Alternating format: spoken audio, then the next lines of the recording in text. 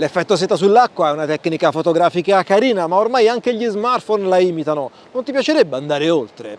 Oggi condivido con te 3 metodi per ottenere foto incredibili usando tempi di esposizione molto lunghi, anche in pieno sole. Ciao, sono Mariano di videozappo.com. Ti ho già spiegato diversi metodi per ottenere l'effetto seta, ma stavamo parlando di lunghe esposizioni di qualche decina di secondo al massimo. Oggi invece vediamo 3 metodi per andare ben oltre, raggiungendo esposizioni di qualche minuto anche in pieno sole. Con l'ultimo metodo poi probabilmente potrai utilizzare anche attrezzatura che già possiedi. Magari ti stai chiedendo a cosa serva allungare il tempo di esposizione così tanto, che c'è di diverso tra fare 20-30 secondi di posa e farne 2 minuti o addirittura 4 minuti. Beh, per esempio con 2-4 minuti inizi ad avere le nuvole, che sono belle mosse, molto sfumate, anche se si muovono relativamente piano. L'acqua, che magari a 30 secondi ancora mostra un minimo di trama, a 2 o meglio ancora a 4 minuti questa trama scompare completamente, anche se è relativamente poco mossa. Puoi utilizzare questa tecnica per cancellare completamente le persone da un posto mediamente affollato. E qua, se mi segui fino alla fine, ti spiego un trucchetto per lasciare dei dettagli nitidi di cose in movimento che possono nascondere la tecnica che hai utilizzato e dunque dare un aspetto ancora più particolare alle foto. Considera anche che nelle scene illuminate dal sole, il sole ovviamente si muove e di conseguenza avrai le ombre meno nette, perché appunto il sole si è spostato. Sto parlando proprio della linea di demarcazione tra luce ed ombra, non del contrasto, che evidentemente non può cambiare. Dunque, allungare il tempo di esposizione un senso ce l'ha, e allungarlo di tanto può portare dei bei vantaggi, ma pone anche una serie di sfide e di problemi che vanno risolti. Ma veniamo alla pratica. Mi vedrà utilizzare una serie di filtri di vari brand. Non ho pagato questi filtri, li ho selezionati personalmente e li ho richiesti ai vari produttori per realizzare questo o altri tutorial. Non sono stato pagato e nessuno ha visto questo video prima della sua pubblicazione. Nessuno in realtà, tranne gli abbonati al mio canale YouTube, che possono vedere in anteprima e senza pubblicità tutti i video del venerdì. Per abbonarti puoi utilizzare il pulsante abbonati qui sotto. Trovi tutte le informazioni nella descrizione. Il primo dei nostri 3 metodi è anche il più intuitivo e prevede l'utilizzo di un filtro bello denso, molto scuro. Avrai bisogno di un cavalletto, se possibile robusto. Questo modello di Ulanzi in carbonio, recensito sul canale, link in descrizione, a mio avviso è al limite. Devi appesantirlo con qualche cosa e magari, se c'è vento, utilizzarlo basso. Un bel cavalletto robusto con le esposizioni molto lunghe fa il suo dovere. Avrai poi bisogno di realizzare tempi molto lunghi, sopra i 30 secondi e nell'ordine dei minuti. Se la tua macchina prevede questa possibilità, puoi utilizzare la sua apposita funzione. Se invece, come nel caso della mia Sony, non hai questa possibilità, devi utilizzare la posa B. Questo ti permette di tenere l'otturatore aperto tutto il tempo in cui tieni schiacciato il pulsante di scatto. Ovviamente non potrai toccare il pulsante di scatto, dunque ti servirà un controllo remoto o un intervallometro che ha la possibilità di programmare il tempo di esposizione, che è molto più comodo. Il filtro che io ho selezionato è questo Nisi, che taglia ben 15 stop. 15 stop vuol dire che da un 125esimo di secondo si passa a 4 minuti. È un filtro molto ben realizzato.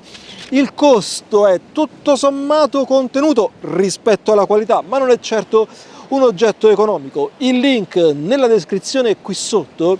Il grosso vantaggio di questo filtro è che moltiplica appunto per 32.000 l'esposizione, i 15 stop di cui ti parlavo, ma taglia l'infrarosso, e questa cosa è molto importante perché quando parliamo di esposizioni così lunghe, un filtro che lasci passare l'infrarosso potrebbe finire con il causare delle dominanti cromatiche, e queste dominanti sono abbastanza difficili da togliere in post-produzione, perché è proprio il canale del rosso che viene sbilanciato, ma soprattutto quelle cose che riflettono tanto infrarosso, come per esempio la vegetazione, avranno dei colori appunto falsati. Un filtro di buona qualità risolve questo problema. Ti sconsiglio i filtri cinesi molto densi da pochi euro, perché poi sistemare il colore in post-produzione è davvero molto complicato. Considera che 15 stop sono davvero tanti, per cui la tua macchina farà fatica a mettere a fuoco. Questo che vuol dire che devi togliere il filtro, inquadrare, mettere a fuoco,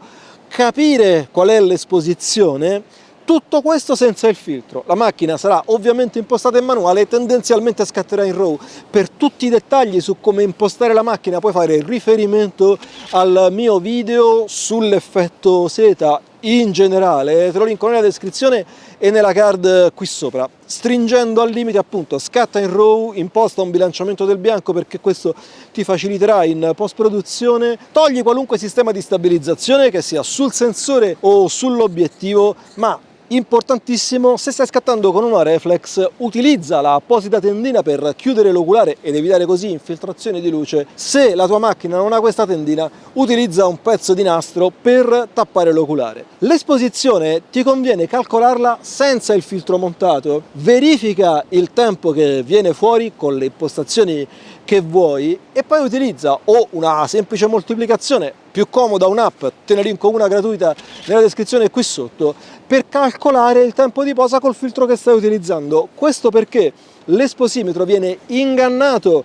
da questo genere di filtro così denso e dunque sarà del tutto inaccurato nell'indicarti l'esposizione. Il principale vantaggio di questo sistema è che è una foto già finita, pronta. Nel momento in cui termina l'esposizione, lo scatto è già quello definitivo. Lo svantaggio però di questo approccio è che se qualcosa va storto durante lo scatto, e in 4 minuti possono succederne di cose, può arrivare una raffica di vento, può vibrare il cavalletto, possono succedere delle cose per cui tutti i 4 minuti di esposizione andranno ripetuti. Il grosso vantaggio è che te ne accorgi direttamente. Considera anche che un filtro ND da 15 o anche 13 stop non è particolarmente versatile e riuscirei ad utilizzarlo esclusivamente per questo genere di foto, dunque se vuoi soltanto provare, forse questo non è il metodo migliore. Il secondo metodo prevede l'utilizzo di questo kit di filtri prodotto da Urt, qui lo vedi marchiato Gobe, ma ora ha cambiato nome e si chiama appunto Urt. Questi filtri sono di 3 densità differenti, 8, 16 e 1000, dunque 3, 6 e 10 stop, e questo ti permette, sommandone 2, di raggiungere più o meno la densità che desideri utilizzando appunto soltanto 2 filtri, che non sono poi così tanti. Vedi, in questo modo con 2 filtri sto utilizzando un 1000 e un 64, dunque un totale di 16 stop. Li avvito sull'obiettivo e il risultato è praticamente identico. Qual è la differenza sostanziale? Questo kit di filtri non è del livello del Nisi e un po' di infrarosso tende a passare, non è una cosa grave, il più delle volte si risolve perfettamente in post-produzione, però può esserci quel caso in cui magari avresti desiderato un filtro di qualità migliore. Il grosso vantaggio è che puoi decidere il livello di intervento con maggiore precisione, perché se 16 stop sono troppi, posso togliere il 6 stop, metto il 3 stop ed ecco qua che ho fatto 13 stop. È un sistema estremamente versatile, puoi utilizzarlo anche per fare video, ho fatto un video anche su questo, lo trovi linkato in descrizione, dunque un metodo molto versatile. Ti lascio in descrizione il link a questi filtri, costano relativamente poco, sono di ottima qualità, piuttosto versatili. Quello che ti sconsiglio è di utilizzarne 3 insieme, ma non tanto per la qualità quanto per il fatto che, vedi, ottieni uno spessore notevole davanti all'obiettivo e questo, oltre a possibili problemi di riflessione tra i filtri, ma di sicuro tende a causare vignettature, specialmente se sta utilizzando un'ottica grandangolare. Stesso discorso vale per l'eventuale utilizzo di un filtro UV IR Cut da mettere davanti proprio per tagliare l'infrarosso. Oltretutto è un filtro costoso, ma tendenzialmente incorrerai in vignettature. Il vantaggio di questo metodo è che è appunto molto versatile, oltre al fatto ovviamente che vedi il risultato in diretta, perché l'effetto è esattamente lo stesso da un punto di vista dell'esposizione dell'ND da 15 stop di Nisi. Stesso discorso per il fatto che se qualcosa va storto dovrai cominciare da capo. Oltre a questo devi aggiungere, tra gli svantaggi, il fatto che stai comunque utilizzando un pacchetto di filtri e che un po' di infrarosso tende comunque a passare. Vediamo il terzo metodo, poi ti spiego un trucchetto che darà ancora più interesse alle immagini che scatti con questa tecnica.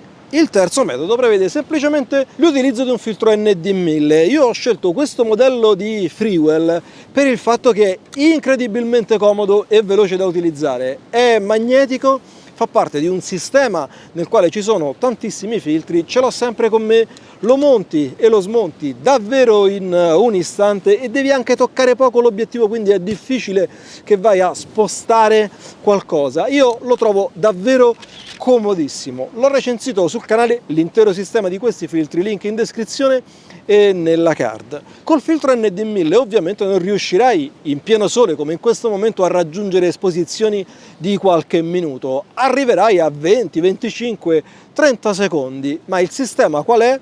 È quello di scattare tante foto quante ne servono per raggiungere quel tempo di esposizione. Ti faccio un esempio: montando il filtro diciamo che ottengo 15 secondi di esposizione per avere la foto ben esposta.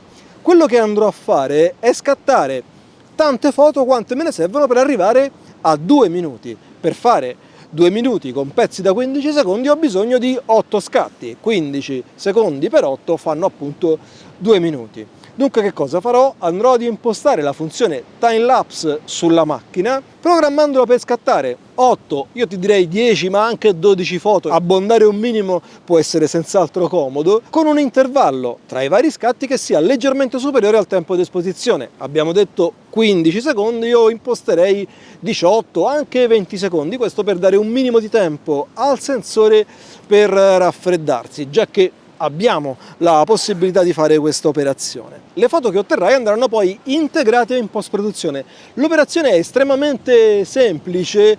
In Photoshop puoi caricare le singole immagini come livelli. Se non hai Photoshop non preoccuparti, puoi utilizzare Photopea, che è un clone di Photoshop completamente gratuito. Ti ho spiegato come si usa, link in descrizione. Ti carichi le immagini come livelli, unisci tutti questi livelli in uno smart object e imposti il metodo di fusione su media. Soltanto questo. Considera che puoi decidere quante foto andranno a comporre questa pila e questo ti dà il vantaggio di poter decidere a posteriori il tempo di esposizione reale che vuoi utilizzare. Se tu per esempio anziché gli 8 scatti che venivano fuori dal nostro calcolo ne avessi fatti 16, poi in post-produzione potrai decidere un tempo di scatto totale che va dai 15 secondi della singola esposizione fino ai 4 minuti di tutti e 16 gli scatti, con tutti i gradini in mezzo, dunque puoi dosare con precisione l'effetto. Altro vantaggio di questo sistema è che migliori il rapporto segnale-rumore, dunque avrai un'immagine che a parità di attrezzatura sarà molto più pulita in proporzione di quanti scatti farai, ma soprattutto utilizzi attrezzatura che probabilmente già possiedi. Il filtro ND1000 che ti consiglio per questo sistema è un qualunque filtro, io ho scelto questo di Freewell per la sua comodità, ma va bene praticamente qualunque filtro, a condizione che non sia un filtro scadente, che non sia proprio della vera cineseria. L'infrarosso è un problema molto meno sentito con questo sistema perché con questa densità va ad influire molto di meno sull'esposizione. È chiaro che un filtro di buona qualità e che blocca l'infrarosso ti darà comunque dei risultati migliori. L'unico reale svantaggio di questo metodo è il fatto che devi realizzare la post-produzione. Ci vuole un po' di tempo per farla, ma soprattutto non saprai come è venuta la tua foto, come è andato l'intero processo, fino a quando non avrai completato la post-produzione. Puoi valutare i singoli scatti in macchina, ma è difficile capire se tra uno e l'altro si dovesse essere mosso qualcosa. Come al solito ogni sistema ha i suoi pregi e i suoi difetti. Fammi sapere nei commenti qui sotto quello che preferisci o quello che utilizzi tu per applicare questa tecnica, ma fammi anche sapere se hai dei dubbi, delle difficoltà. Come al solito faccio del mio meglio per rispondere a tutti. Ti accennavo alla possibilità di aggiungere interesse a questo genere di foto con un espediente. Siccome questa tecnica ha lo scopo di rendere irriconoscibili le cose in movimento, come ad esempio l'acqua alle mie spalle che diventa perfettamente liscia, aggiungere un dettaglio che teoricamente dovrebbe essere totalmente sfumato ma che invece è perfettamente nitido, crea un senso di sorpresa nello spettatore che magari si aspetterebbe appunto quel tipo di dettaglio totalmente sfumato può essere una macchina che passa, una persona, una bandiera al vento, qualunque cosa che appunto sarà nitida. Per realizzare questo è piuttosto semplice, basta che scatti una foto ferma, senza il filtro, di quel dettaglio, di quel preciso momento che vuoi abbia un aspetto nitido all'interno dell'immagine. Poi in post-produzione dovrai semplicemente caricare questa nuova immagine al di sopra del livello scattato col filtro e aggiungere una maschera nera con un pennello bianco. Crei una maschera che rivela il dettaglio che vuoi fermo e il gioco è fatto. Se hai fatto il bianco a mano in esposizione, le due immagini saranno perfettamente sovrapponibili, dovrai soltanto cercare di sfumare un po' il bordo per non rivelare l'artefatto. In ripresa fai attenzione a questa foto che scatti ferma, che il dettaglio che desideri sia esattamente come lo vuoi. Se è una bandiera al vento, scatta qualche foto in modo che potrai scegliere quella in cui la bandiera stessa assume la posizione migliore, ma stesso discorso vale per una persona, per una macchina che passa, per quello che desideri. Se invece vuoi un processo di post-produzione passo passo, ne parlerò domenica nel post che pubblicherò sulla mia community, che è un post nel quale puoi dialogare con tanti appassionati di fotografia pronti a collaborare, ad aiutarti, oltre che ovviamente con me. Puoi accedere a questa community dal link che trovi nella descrizione qui sotto, ma anche dal pulsantone qua in mezzo. Io ti ringrazio per aver guardato questo video, dammi una mano col canale, condividi questo video, ma soprattutto ricordati, non smettere mai di imparare. Ci vediamo nel prossimo video.